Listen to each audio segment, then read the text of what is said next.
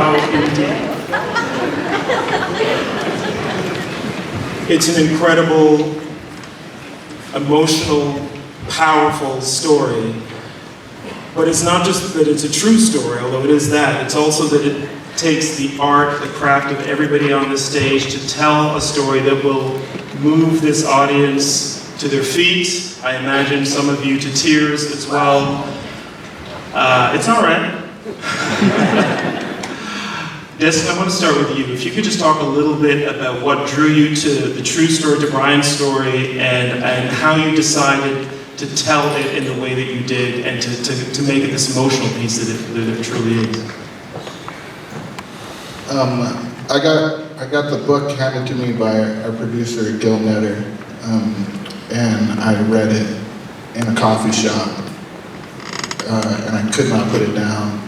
And there was probably a lot of people who thought I was a very emotional person because I was bawling my eyes out in this coffee shop and laughing at so many moments and filled with so much devastation. And when I got to the last page of the book, I was suddenly filled with so much hope and inspiration and energy.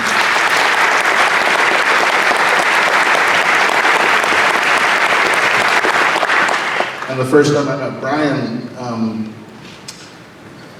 it was just so instant that I realized all of those words and those things that he believes are infused into his veins, and he is the definition of integrity. And I just look up to him so much. That's why this was the scariest thing I've ever done, and it's this reaction is amazing.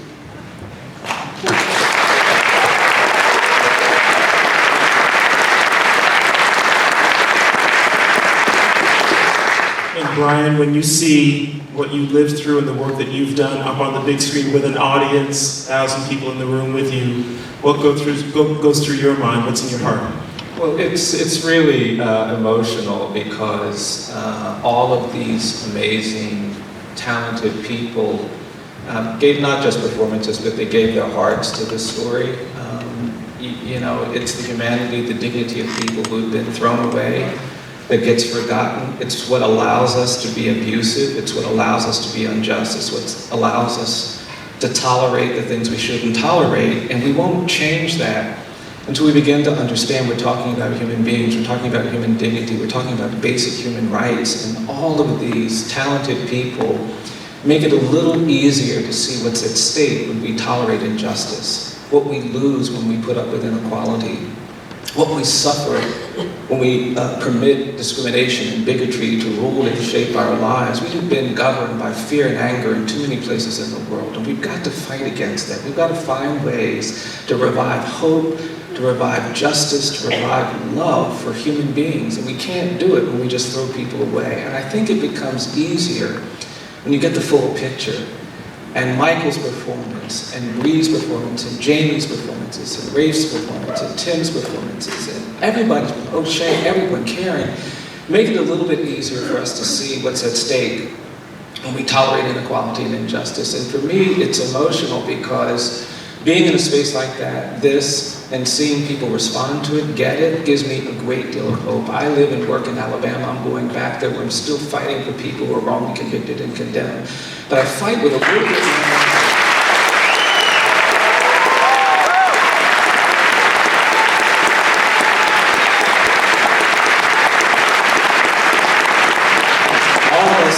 I can fight with a little bit more energy, knowing that we are being supported by some of the most talented people on the planet, and they're on this stage, and hopefully we'll be supported by people like you. And that's what gives me great excitement about what we can do to create more justice.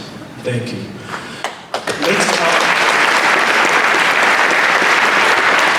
Let's talk about these performances that you mentioned, and maybe we can start with Michael, Jamie, Brie. You have played larger-than-life characters, superheroes, supervillains. What is it like to tell a true story through your performance when you know that what you are putting on screen and every gesture is really based on people who are living and breathing? It was, he's a real life superhero, you know.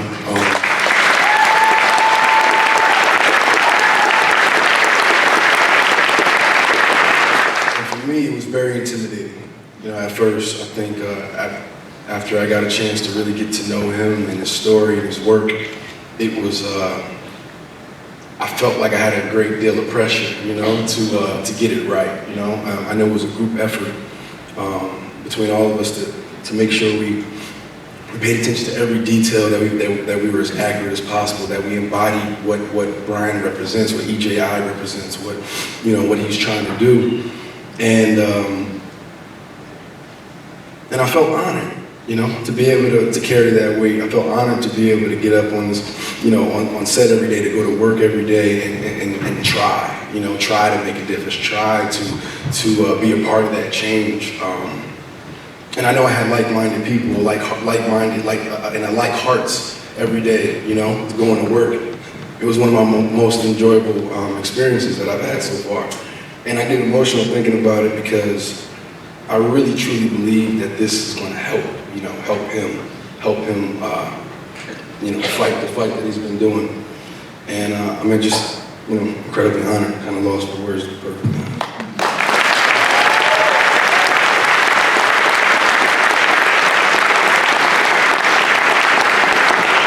Jamie, or Brie, whoever wants to go next. All right, Jamie. You keep saying to me the mic because he's not ready to talk, I don't think, so I'll stall for you, man. That's what I'm here for. This story is so incredible, and to be able to be an ally to these incredible performances was an opportunity that I'm just so grateful for. It was brought to me, of course, by Destin. Spoke to me about it first, and he's my family, and I would do anything. I would go into the darkness for him anytime. But really, the question was, does Michael want me there? Because my only role in this was to support. That's the true definition of supporting role in this, was I just wanted to be there for him. And to be given the opportunity to hold space for him was one of the most incredible experiences of my working life. And we shared moments that mean so much to me. And this story is so powerful. Bryan's voice is so powerful. The people up here have, like Michael said, just the most beautiful hearts. Every day was a treat. And I got to learn so much.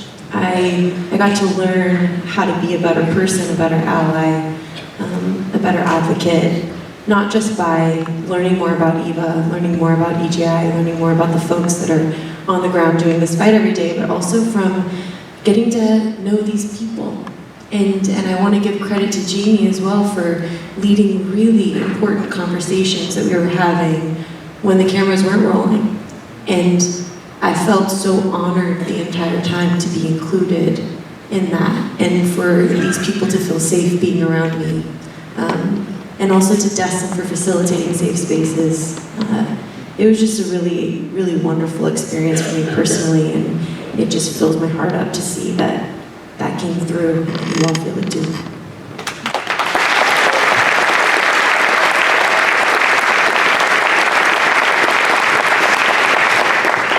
Doesn't this feel good? I'm just humbled to be up here. I'm humbled to be, when Michael called me about this, I said, man, I'll be humble, I'll be honored. Meeting Michael, meeting Destin, meeting Bryan, and them asking me to get into the body, the skin of Walter McMillan, which any black man will tell you, especially from the South. I'm from Texas. So I understood a lot of things before we even started. I understood what it was to be called or a nigger, or have it blatantly said to you, or just a matter of fact. I come from a small town in Texas, population 12,000 people, Terrell, Texas, probably fit in this theater. And I was giving them sort of like the history when we took this on of where I come from, the racial undertones or overtones. 2008, there was a young man by the name of Barack Obama. I don't know if you heard about it.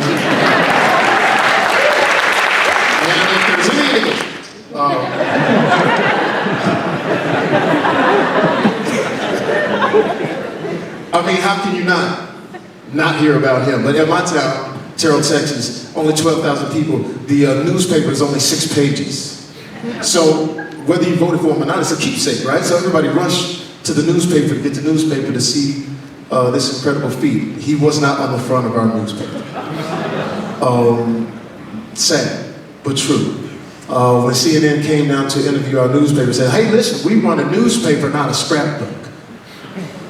So when I was talking to Destin about where I come from, I understand what Walter McMillan is feeling.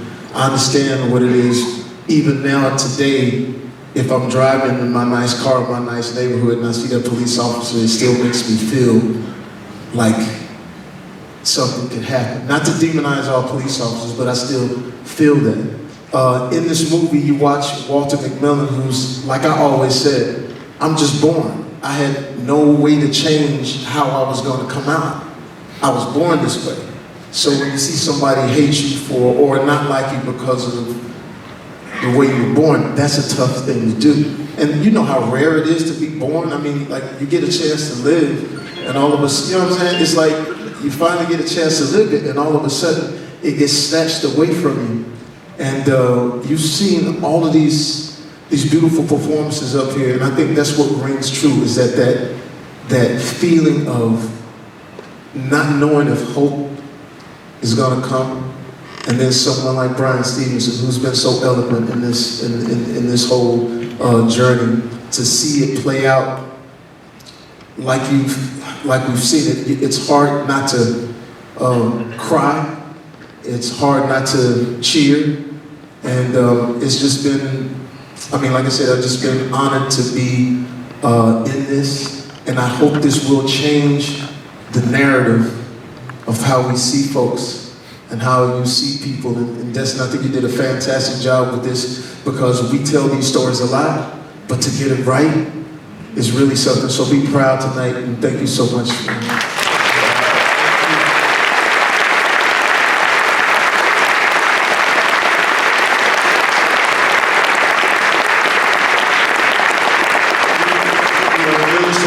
So I do just want to open it up to you for a couple of questions in the audience, and for anybody up on stage, a remarkable cast of actors who contributed to telling the story. If you've got a question, I can take just a couple of them, and then we're going to have to wrap it up. Yes, let's go over here, please. Go ahead.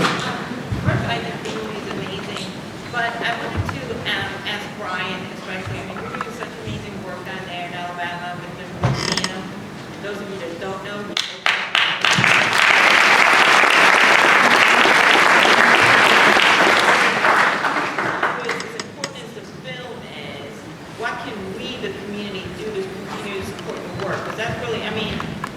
it takes money to go to court and all of those things. So I definitely would like you to plug on how we can help you to continue the work that you do. Yeah.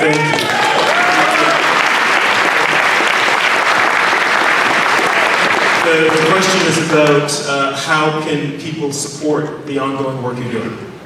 I promise I did not ask her to ask that question. But thank you so much for that. I mean, we are in the midst of a major struggle. We are trying to do something about the fact that the U.S. has the highest rate of incarceration in the world, that 1 in 3 black males is expected to go to jail or prison, that we're putting people who are sick in jails and prisons when they need health care. But to change that, we're going to have to change this larger narrative. We want to do something about this history of racial inequality. We are both in Canada and in America in spaces where there was a native genocide, and we haven't talked about it, and it created this legacy where we've had slavery and lynching and segregation and abuse and discrimination, and that's why we built that museum. We've opened a museum called the Legacy Museum, from enslavement to mass incarceration. We built something called the National Memorial for Peace and Justice, and I want to invite everybody to come to Montgomery and to stand with us in those spaces. And you are invited to support the work that we are doing. We now have a huge staff of people that are going out into the world, and they're finding the other Walter McMillans and the other Anthony Ray Hintons, and they're all over the world, and we've got to fight for them. And yes, we invite your support. We ask for your support. There's so many things we can all do to make a difference. And we have a website, eji.org. We're actually coordinating with a lot of people to make information accessible so that when people leave theaters, they'll know exactly where they can go to join efforts of reentry, to support organizations that are helping folks in this country and countries around the world. And for us, that's really important, because I didn't write the book to entertain. And I don't think anybody on this stage made this movie to entertain. We want to create a more just society. And that happens when people who see the story respond. So thank you for proposing that. Thank you for affirming the importance of that, because for us, that's the critical next step when you see a story like Just Mercy.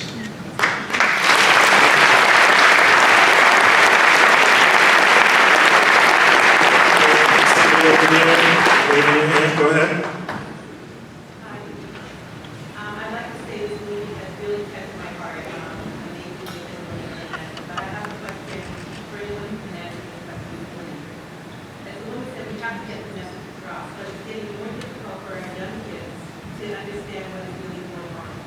Now, I'm not promoting myself, but I run an organization that helps kids this way. But how can we get the message out towards them? Right? We're losing them each and every day. And just seeing this story today, like, I don't want to cry, but it was very emotional for me, but it's joyful for me at the same time, because I know there's hope.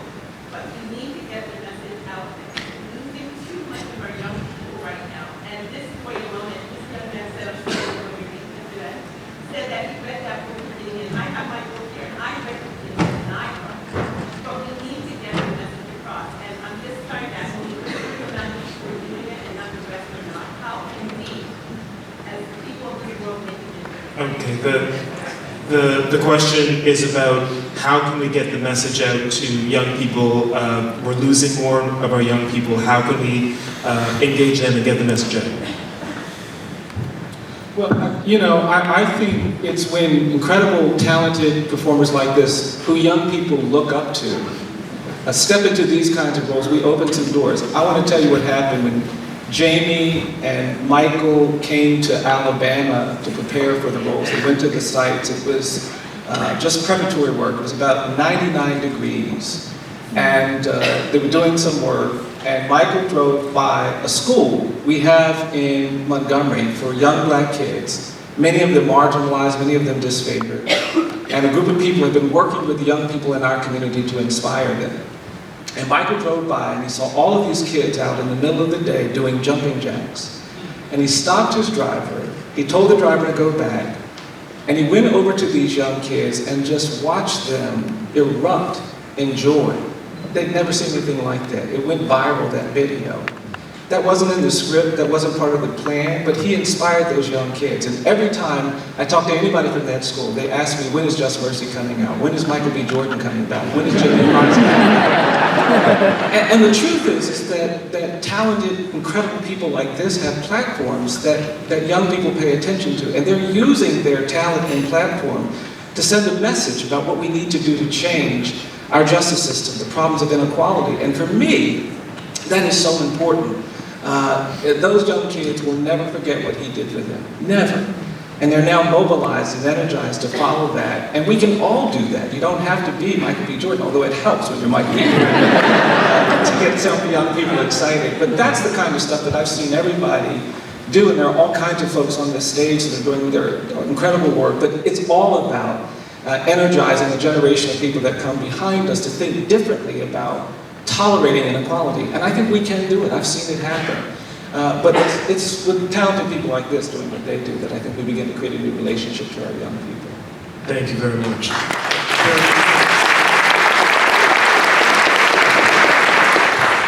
Thank you. When I was a kid, my older cousin was incarcerated.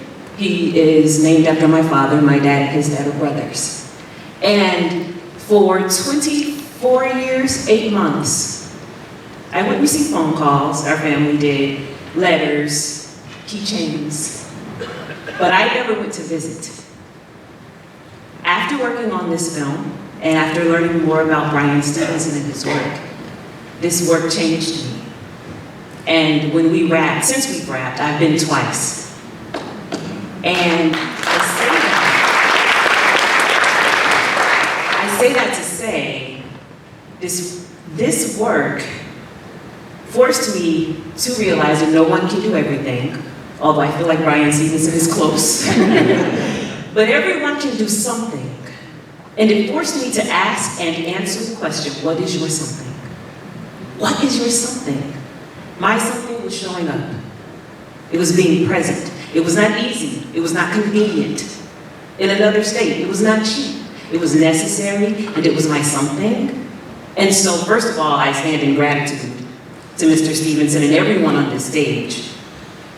And I charge each of us who have had this collective experience now to ask and answer, what is my something?